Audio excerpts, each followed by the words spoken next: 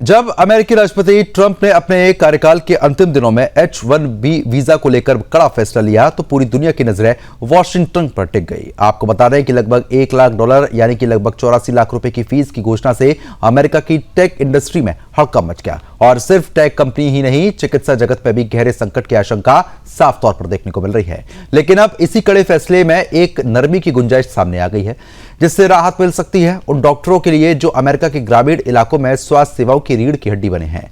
Trump की नई H-1B visa नीति ने अंतर्राष्ट्रीय हाई स्किल्ड वर्कर्स के लिए अमेरिका का रास्ता लगभग बंद कर दिया है। ट्रंप द्वारा साइन किए गए एग्जीक्यूटिव ऑर्डर के मुताबिक जो भी व्यक्ति अमेरिका में वीजा के तहत नौकरी करना चाहता है उसे $1 लाख की फीस चुकानी ही होगी। इस फैसले से सबसे बड़ा झटका टेक इंडस्ट्री को लगा है। सिलिकॉन वैली से लेकर न्यूयॉर्क तक की बड़ी टेक कंपनियों ने अपने प्रतिभा आयात नीति पर सीधा हमला इसको बताया है।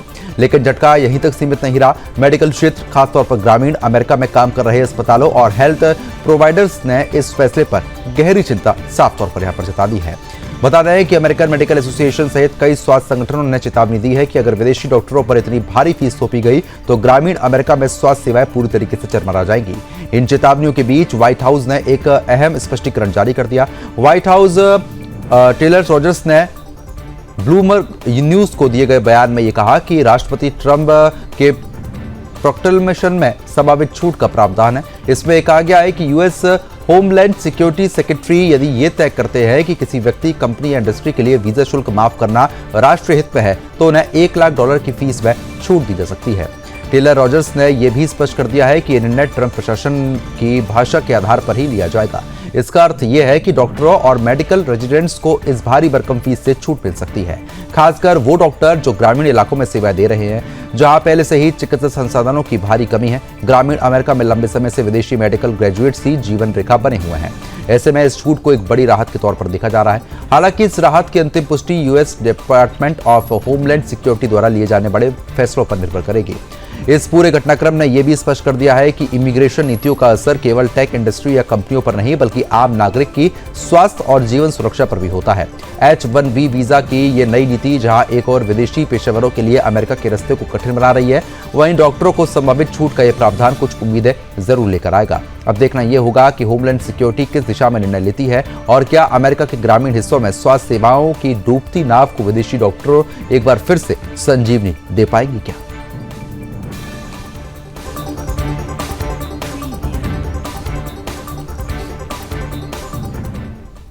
तो आगे बढ़ते हैं। फ्रांस ने औपचारिक रूप से फिलिस्तीनी देश को मान्यता देने की घोषणा की है।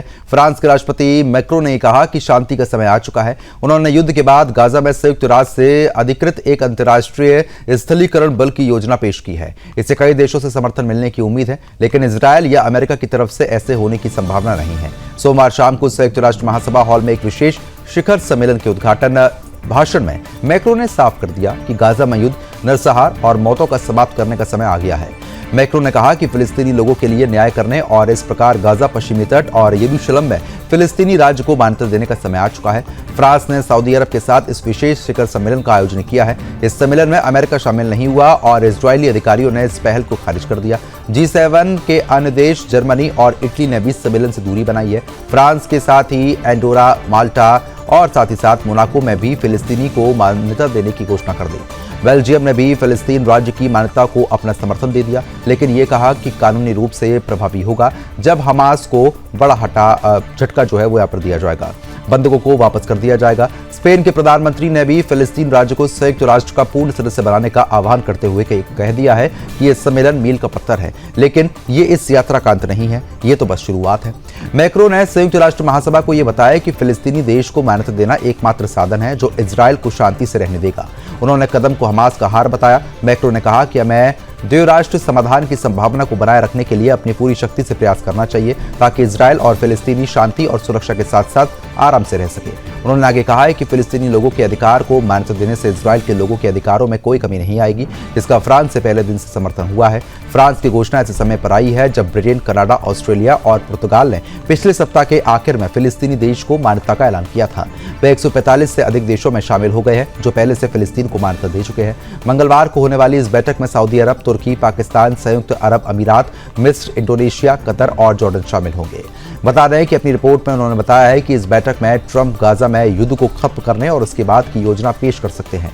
अमेरिका और अरब अधिकारियों का यह कहना है कि ये अमेरिकी योजना होगा, न कि एक इजरायली योजना। फिलहाल देखने वाली बात यह रहेगी कि इस योजना को लागू करने के बाद फर्क क्या आता है।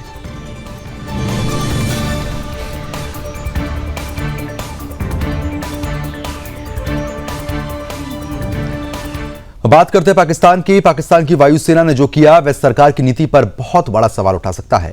खैबर पख्तूनख्वा के एक गांव पर आधी रात को बमबारी हुई और निशाना कोई विदेशी नहीं बल्कि पाकिस्तान के अपने ही नागरिक थे। सरकार का यह दावा है कि वहां तालिबान के आतंकी बम बना रहे थे, लेकिन जो मारे गए हैं उनमें महिलाएं और मासूम बच्चे थे। अब मानवाधिकार संगठन और आम लोग पूछ रहे हैं कि क्या सरकार के पास कोई ठोस जानकारी थी या ये सिर्फ एक शक की बिना पर उठाया गया जानलेवा कदम था। रविवार देर रात 2 बज रहे थे। पाकिस्तान एयरफोर्स ने खैबर पख्तूनख्वा प्रांत की तिराहा घाटी में स्थित एक गांव पर 8 लेजर गाइडेड बम गिरा दिए। यह हमला चीन से मिले JF-17 फाइटर जेट्स की मदद से हुआ था। मीडिया रिपोर्ट्स ये बता रही हैं कि इस हमले में करीब 30 से ज्यादा लोगों की मौतें हुई हैं। मरने वालों में महिलाएं और बच्चे शामिल हैं। कुछ वीडियो सोशल मीडिया पर वायरल हुए हैं जिनमें बर्बादी और चीख पुकार देखी जा सकती है, लेकिन इनकी स्वतंत्र पुष्टि अब तक नहीं हो पाई। पाकिस्तानी सेना ने इस हमले को सही ठहराते हुए कहा कि टारगेट पर तहरीक-ए-तालिबान पाकिस्तान का बम बनाने का अड्डा था। सेना के मुताबिक वहां आतंकी बम तैयार कर रहे थे जो मस्जिदों में छिपाए जाने थे। स्थानीय पुलिस के अनुसार वहां TTP के 2 बड़े कमांडर अमान गुल और मसूद खान मौजूद थे जो विस्फोटक तैयार कर रहे थे। इलाके के स्थानीय नागरिकों ने सेना के दावे पर बड़े सवाल भी उठा दिए हैं। उनका यह कहना है कि सरकार और सेना बिना किसी पुख्ता जानकारी के हवाई हमले कर रही है। इससे आम लोगों को बेरहमी से जान से हाथ धोना पड़ रहा है। पाकिस्तान मानवाधिकार आयोग ने इस पूरी घटना की तत्काल और निष्पक्ष जांच की मांग उठा दी है। अपनी प्रेस रिलीज में उन्होंने कहा कि सरकार का कर्तव्य यह होता है कि वह हर नागरिक की सुरक्षा करे, लेकिन वह इस जिम्मेदारी में बार बार विफल साबित हो रहे हैं। एक पुलिस अधिकारी के हवाले से बताया गया कि फाइटर जेट्स ने 4 घरों को निशाना बनाया जो पूरी तरीके से अब तबाह हो गए हैं। बमबारी इतनी भीषण थी कि कई घरों को काफी ज्यादा नुकसान पहुंचा और कई घर ऐसे थे जिनके नामो निशान मिट गए हैं। हालांकि ये अब भी स्पष्ट नहीं हो सका है कि हमला वास्तव में किसने किया और किस खुफिया जानकारी के आधार पर हुआ। खैबर से सांसद मोहम्मद इकबाल खान अफरीदी ने इस हमले पर नाराजगी जता दी है। उन्होंने साफ कह दिया है कि जेट्स की बमबारी में नागरिक मारे गए हैं। अफरीदी ने लोगों से घटनास्थल पर जाकर विरोध प्रदर्शन करने की अपील भी की है। एक और पाकिस्तान ये कहता है कि वह आतंक के खिलाफ लड़ाई लड़ रहा है, तो दूसरी ओर उसकी ही वायुसेना उसकी ही सरजमीन पर उसके ही नागरिकों पर बम बरसा रही है। क्या यह आतंक के खिलाफ जंग है या फिर आतंक के नाम पर सिर्फ निर्दोषों के बलि? ये सवाल अब अंतर्राष्ट्रीय मंचों पर उठने लगे हैं।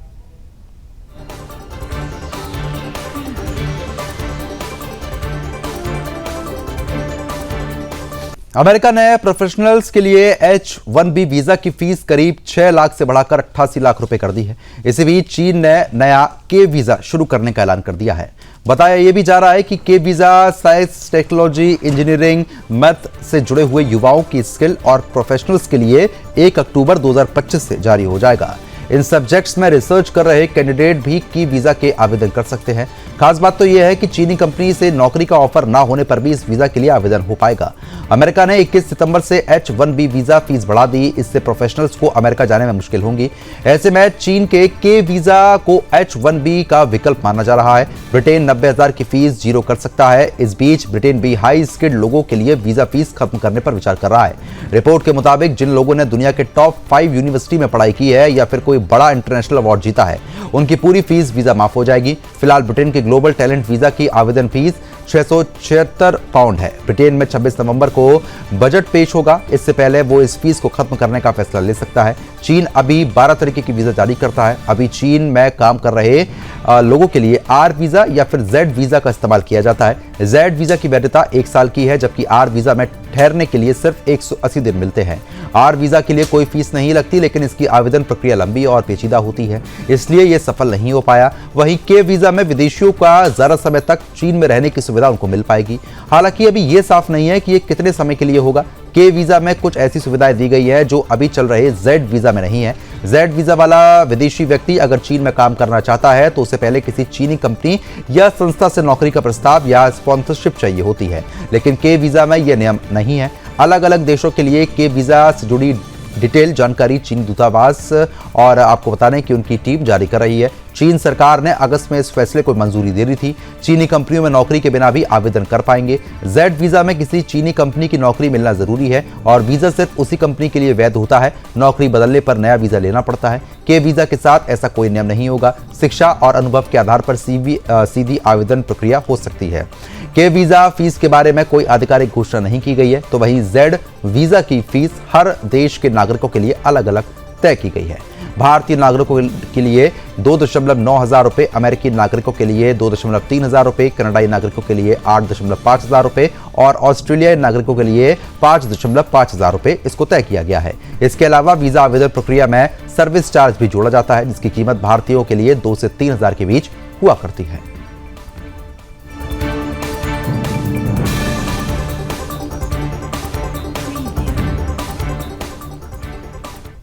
तो वहीं यूक्रेन के राष्ट्रपति जेलेंस्की अगले हफ्ते न्यूयॉर्क में आयोजित संयुक्त राष्ट्र महासभा के दौरान अमेरिकी समकक्ष ट्रंप से मुलाकात करेंगे। इसका उद्देश्य रूस के खिलाफ और कड़े प्रतिबंध लगाने के लिए अमेरिका पर दबाव बनाना है।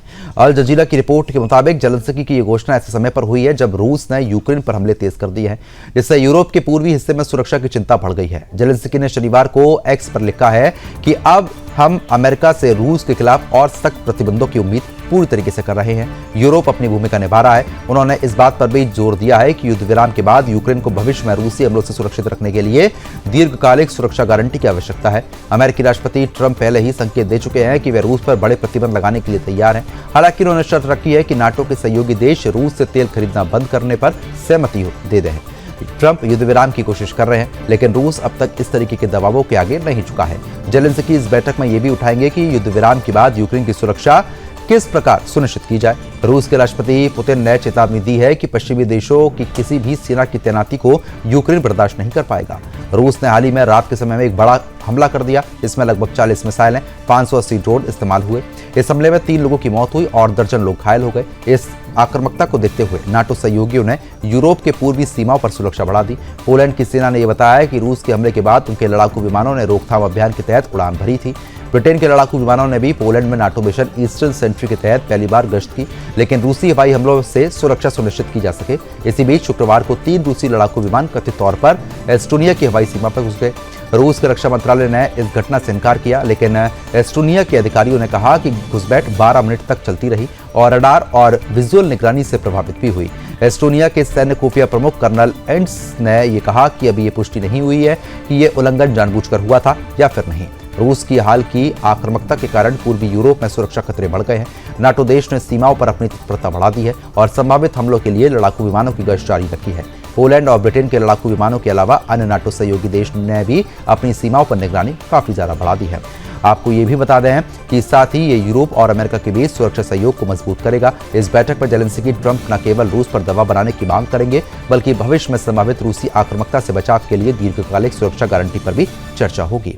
ये कदम अंतर्राष्ट्रीय स्तर पर यूक्रेन की सुरक्षा और यूरोप में स्थिरता के लिए अहम माना जा रहा है। रूस की हाल ही की मिसाइल और ड्रोन हमलों से स्थिति को गंभीर बना दिया है। नाटो और पश्चिमी देश द्वारा सुरक्षा बढ़ाना यह बर्दाश्त करता है कि आक्रामकता को नजरअंदाज नहीं किया जा सकता। इसी बीच जेलेंस्की की अमेरिकी यात्रा और ट्रंप से मुलाकात अंतर्राष्ट्रीय कूटनीतिक और वैश्विक सुरक्षा पर प्रभाव डाल सकती है। इस प्रकार जेलेंस्की का अमेरिका दौरा और रूस पर दबाव यूरोप में सुरक्षा बढ़ाना और दीर्घकालिक सुरक्षा गारंटी इस खबर के मुख्य बिंदु है।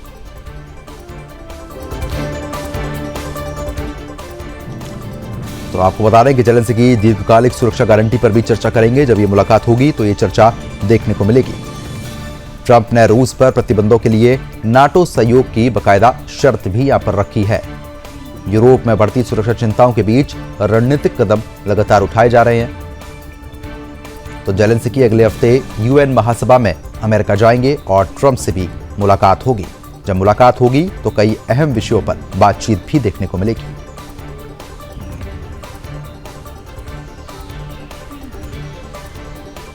तो रूस ने हाल ही में 400 मिसाइलें और आपको बता दें कि कई ड्रोन्स दागे थे। इस हमले में 3 लोग मारे गए थे, दर्जनों लोग घायल भी हुए थे।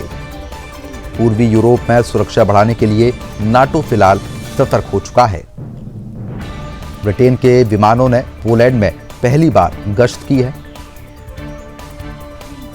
एस्टोनिया में रूस के 3 विमानों की कथित घुसपैठ जो है वो भी साफ तौर पर देखने को मिली है।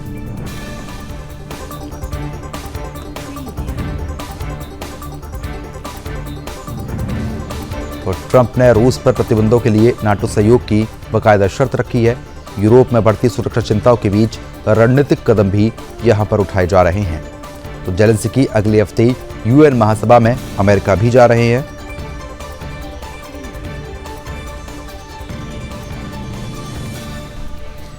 तो ट्रंप से मुलाकात के लिए आपको बता दें कि कई सारे ऐलान जो है वो पहले ही और देशों की तरफ से हो चुके थे, लेकिन फिलहाल अब जेलेंस्की की मुलाकात होगी।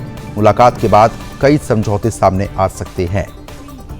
पूर्वी यूरोप में सुरक्षा बढ़ाने के लिए नाटो फिलहाल सतर्क है।